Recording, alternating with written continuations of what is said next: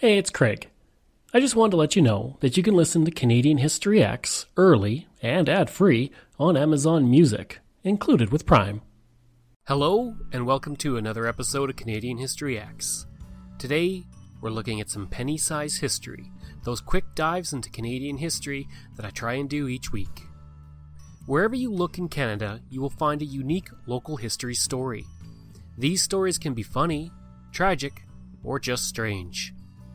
One such story concerns a sheriff and upholding the law to the point that a train was chained to the track. It was 1907 when an early pioneer to Stony Plain, Alberta, Israel Umbach, was elected as overseer and sheriff of the community.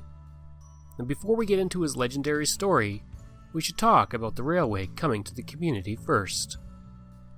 The first railway station was built when the railway came through Stony Plain in 1905, with R.B. Sparkman serving as the first station agent. Stony Plain served as the western terminus for the CNR, helping to make the community a focal point of activity during those early years.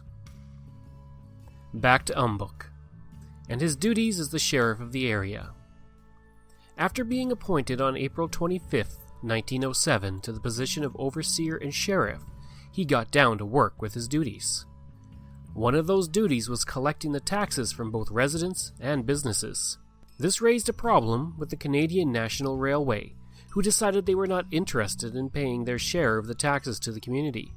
Umbach corresponded with the company extensively, but to no avail. Eventually, it reached the point where he decided to take matters into his own hands. When the CNR train arrived one day, Israel decided to go down to the hardware store and get the heaviest and strongest logging chain that the store sold.